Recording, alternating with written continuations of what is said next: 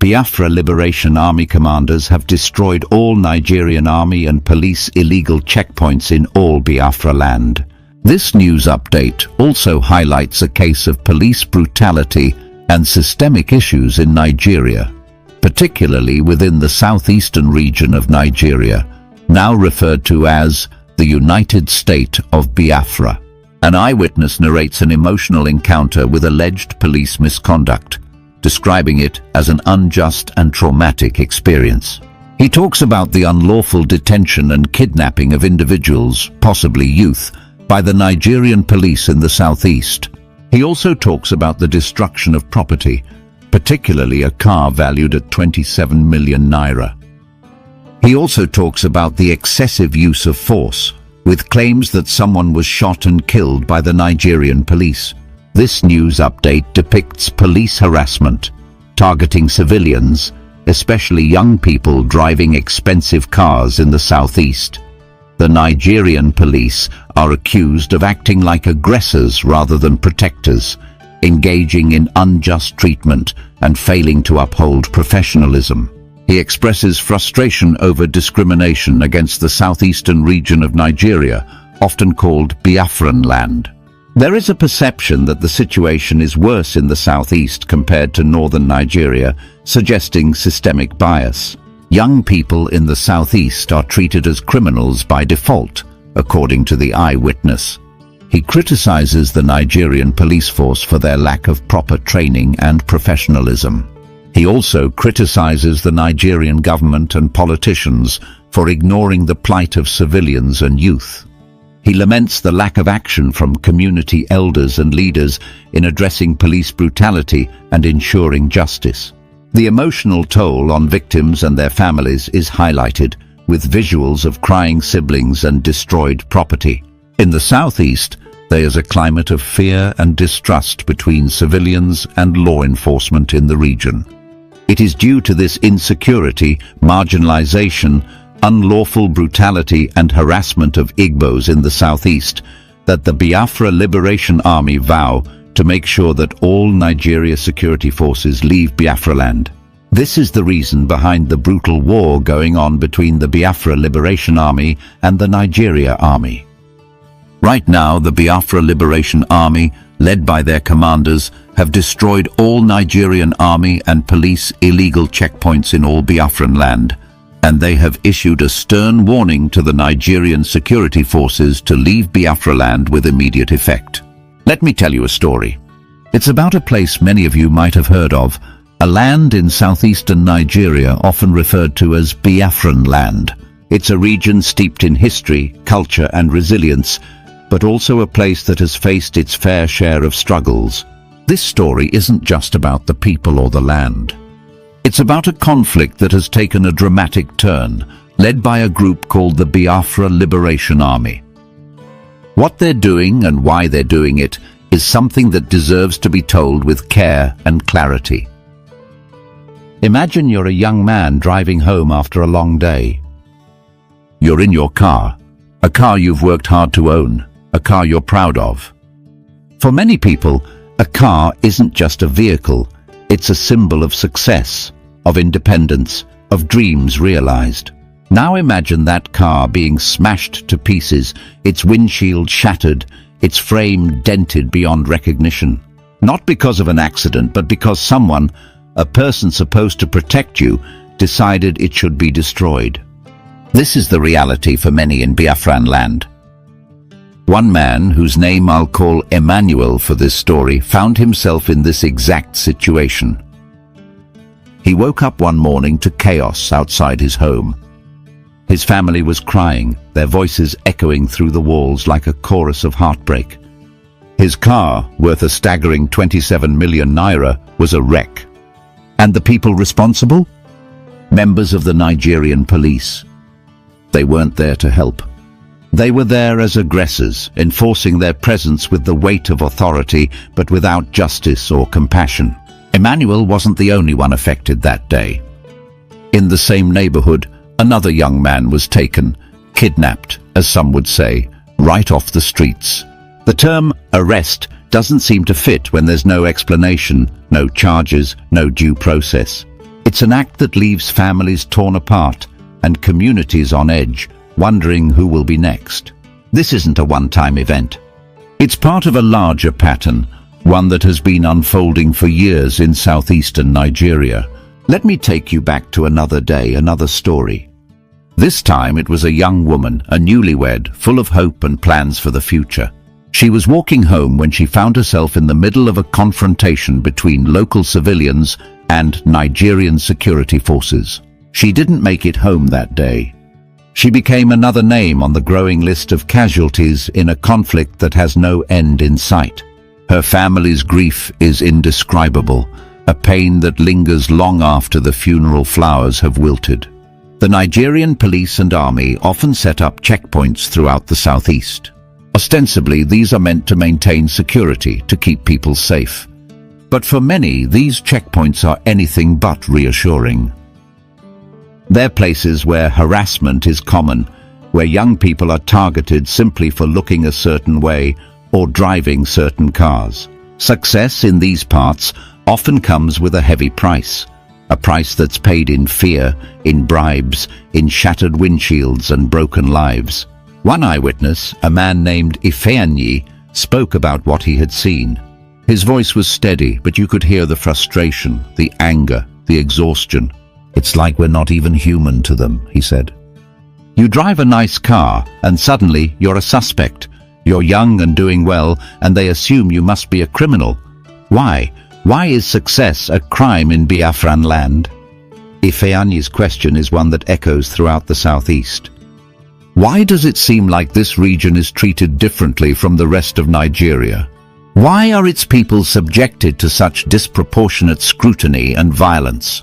The answer for many lies in a deep-seated bias that dates back decades to a time when Biafran land was embroiled in a civil war that left scars on both sides. Those scars never fully healed, and they're visible today in the way the region is policed, in the way its people are treated. The Biafra Liberation Army says they've had enough. This group, led by commanders who remain largely anonymous for their safety, has made it their mission to dismantle every illegal checkpoint in Biafran land. They see these checkpoints not as symbols of security, but as tools of oppression. And so one by one they've been taking them down, issuing warnings to Nigerian security forces to leave the region. It's not just about the checkpoints, though. It's about what they represent. For the Biafra Liberation Army, this is a fight for dignity, for autonomy, for a future where the people of Biafran land can live without fear. And they're not just fighting with words. They're using actions, bold and some would say dangerous, to make their point. One of their commanders, a man known locally as Commander Eze, spoke about their mission in a rare interview. "We are not doing this for ourselves," he said. "We're doing it for our children, for the next generation. They deserve to grow up in a place where they don't have to look over their shoulders every time they leave the house.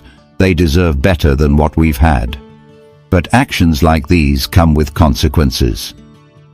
The Nigerian army has responded with force, leading to clashes that have claimed lives on both sides. Civilians often find themselves caught in the crossfire, their homes and businesses destroyed, their lives upended. It's a cycle of violence that shows no signs of stopping, and the emotional toll is immense. One mother, whose son was killed in a skirmish between the Biafra Liberation Army and Nigerian forces, spoke through tears. "He was just a boy," she said. "He didn't even know what was happening. He was in the wrong place at the wrong time, and now he's gone. How do I explain this to his younger siblings? How do I move on from this?" Her story is not unique. Across Biafran land, families are mourning loved ones lost to a conflict they didn't choose. The pain is palpable, the grief raw and unfiltered. And yet there's also a sense of determination, a refusal to let these losses be in vain. The Biafra Liberation Army has vowed to continue their fight, no matter the cost. They've issued statements warning that they will destroy any remaining checkpoints and that Nigerian security forces must leave the region immediately. For them, this isn't just a battle. It's a war for survival, for identity, for freedom. And so the story of Biafran land continues to unfold. It's a story of struggle and resilience, of pain and hope. It's a story that deserves to be told, not just in headlines or sound bites, but in the voices of the people who live it every day. Emmanuel, Ifeanyi, the young woman who never made it home, the grieving mother.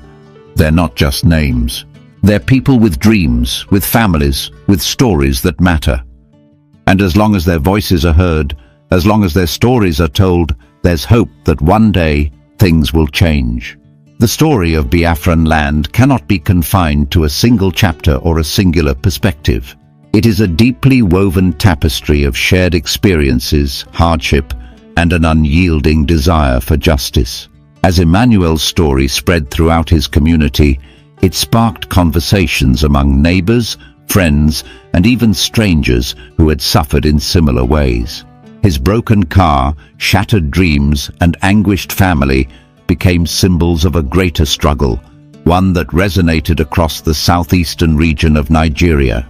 Among those who heard Emmanuel's story was Chiamaka, a schoolteacher in her late 20s. Chiamaka had spent her life trying to create a better future for her students. Every morning she walked several kilometers to her classroom, where she taught mathematics to bright-eyed children who dreamed of becoming doctors, engineers, and scientists. But even in the classroom, the weight of the conflict outside seeped in. Some of her students came to school with stories of their fathers being detained at checkpoints, or their brothers being harassed while running errands. Chiamaka herself had a close encounter with the harsh reality of the checkpoints. On her way home from a wedding, dressed in her finest attire, she was stopped by a group of heavily armed officers. Despite having all her identification documents in order, she was interrogated, humiliated, and made to feel like a criminal.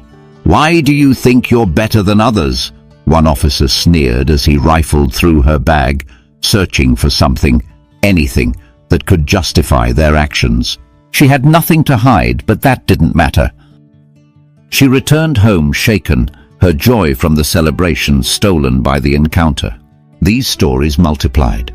They were whispered in marketplaces, recounted at family gatherings, and shared on social media platforms. People began to document the harassment and brutality, using their phones to capture videos of officers destroying property, extorting bribes, and in some cases, using deadly force. One such video showed a man named Nnamdi kneeling in the dirt, his hands raised as a group of officers surrounded him. "What have I done?" he asked repeatedly, his voice trembling. There was no answer, only laughter from the officers as they demanded money he didn't have. The tipping point came when another video went viral. It showed a young man, barely in his 20s, being dragged from his car at a checkpoint. The car was a modest vehicle, nothing flashy or extravagant, but it was enough to make him a target. The video captured the moment he was shoved to the ground, his cries for help drowned out by the shouts of the officers. Within hours, the video had been shared thousands of times, sparking outrage not just in Biafran land, but across Nigeria and beyond. The Biafra Liberation Army took notice. Their leaders held an emergency meeting in a hidden location, deep in the forests of the southeast. Commander Eze spoke passionately, his voice carrying the weight of the people's suffering. "We cannot let this continue," he said, addressing a room filled with men and women who had dedicated their lives to the cause. "Every checkpoint is a symbol of their oppression. Every officer who harasses our people is an enemy of our freedom. We must act." The commanders strategized, identifying the most notorious checkpoints and planning coordinated efforts to dismantle them. The Biafra Liberation Army wanted the Nigerian government and its security forces to understand that their actions would no longer be tolerated. I just woke up, come they see noise. They don't come carry Kamsi, oh. They don't come carry Kamsi. Hey, God. They don't come kidnap Kamsi, oh. Nigeria, what is wrong with this country? God. You see what they are doing to Mama Kamsi? You see what they are doing to Mama Kamsi? This is not fair. This is not fair. This is not fair. They don't kidnap Kamsi. They don't kidnap Kamsi. God.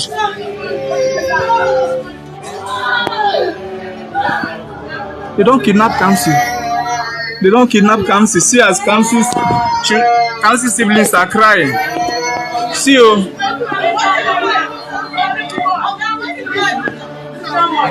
See you.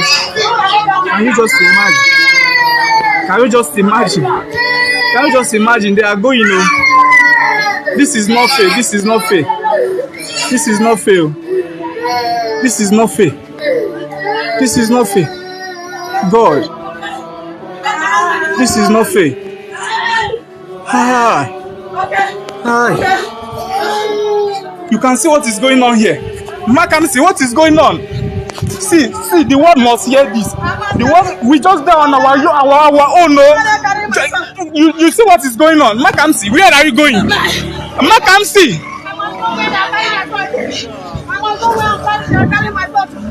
You can see them, oh. You can see them.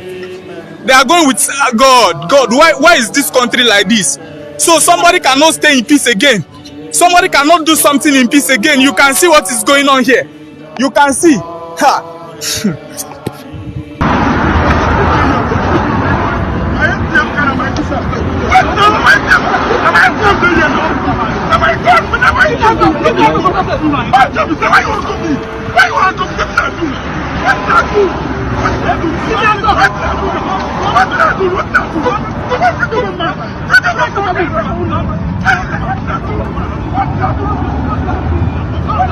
See what you do my motor.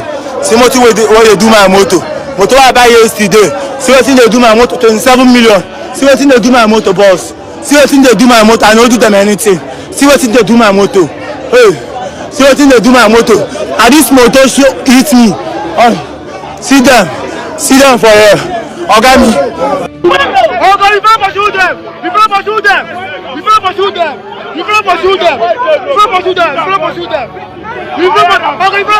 Why you dey lie? Why you dey lie? Why you dey lie? Why you dey lie? Why you dey lie? Why you dey lie? Why you dey lie? Why you dey lie? Why you dey lie?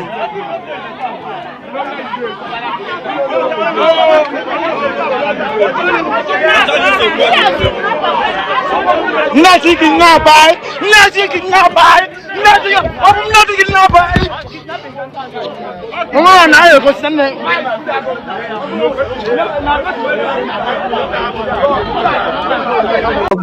What a wonderful question, the anchor of this great platform.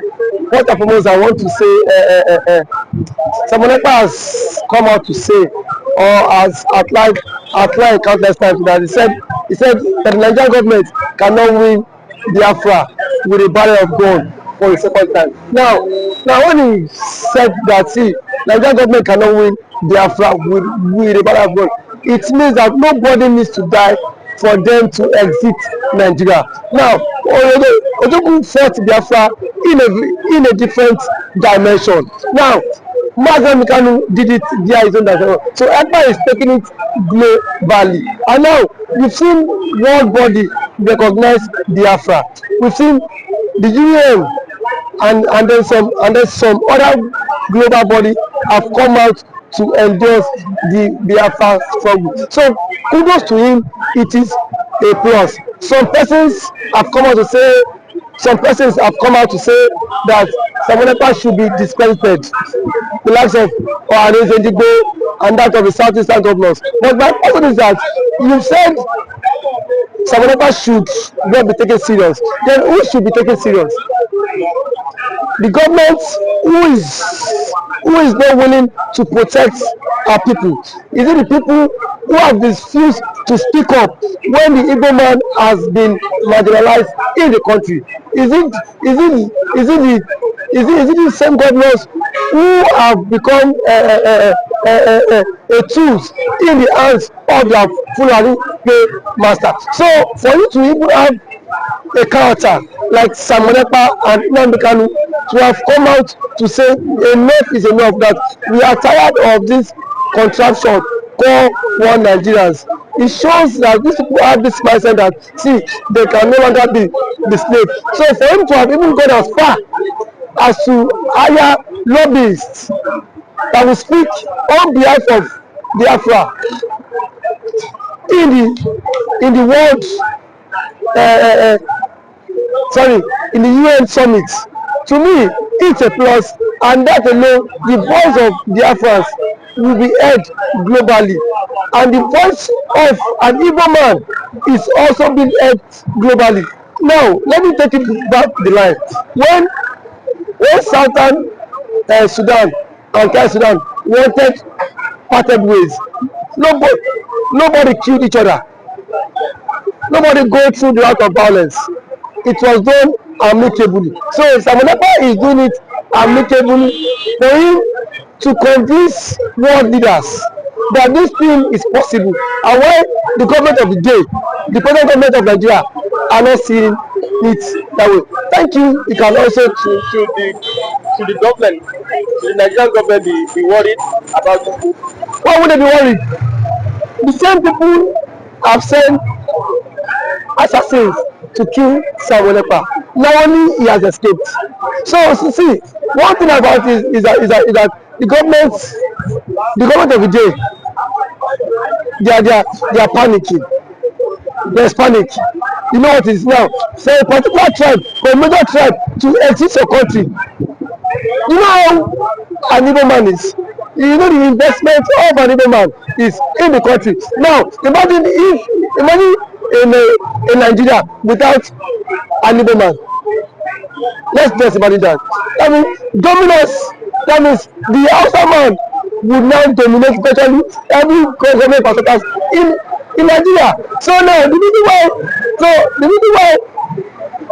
Igbo man is still believe that's Nigeria is because the Igbo man is still in the contraption called Nigeria. But eventually, if the Igbo man leaves, my brother, the Yoruba man will know the true meaning of Nigeria, and then we now know who owns Nigeria. Just like what Angwabula said, he said they are not scared of the Igbos parting, exiting Nigerians. That was what he said. He said they are not scared. Indirectly, that means the other tribe would not have sense of belonging in the country, and we know it. We know it. I know it too. And every normal man now has the spirit of dominance. You cannot dominate him. If a Fulani man has the spirit of dominance, for you to dominate him, it will take ages. In terms of population, you cannot dominate them. So one thing is that Ojukwu foreseen this whole thing. That was why he championed this Biafra struggle. And now, gradually, it is now becoming a reality in this contraction called Nigeria. Now, there are some Igbo men are even tired of the system called Nigeria, just because they feel their brother is still in president. Man, my brother, I can bet you, come 2027, the Yorubas will be championing the Republic more than the Igbo man. I can bet you that. That I am very certain of. Yes, we will championing because it is certain when their president, when their brother is being kicked away from the presidency, already there is a plot, and which he himself cannot escape. The president himself knows that there is a plot, and then the big shots in the north are forming alliance. You know it. RFI, a powerful influence in the north, is not in the league. Sorry, is not in good terms with the president. And now nobody can take that factor. What RFI did. I made President Tinubu emerge as the president via his own influence, and then we have also the likes of Ambulai, which is the chairman of the Northern Order Forum. He said post election that the Northern Order have supported Tinubu, but from 2027 Tinubu will not get their support. So what does that mean? Now if the average Northern person is not we not given the vote. Now where will they get the vote? It just come by 12.7. The same thing the Yorubas have tagged the Igbos for. Now they will be the master mind of it, because I can bet you by 20.7 Yoruba will stop. And that's the slogan that will continue to trend, is that we are tired of the country, we want to follow the suit of the Igbo man and exit the country. And then the Igbo man now will not take them, tag them for being unserious, because now that the Igbo man is championing for the exit, we are saying the Igbo man is not serious. There are claims that the Igbo man is not serious, but I can bet you when the system will not catch up with you, then you will know why the Igbo man has been championing to exit. Thank you for always coming.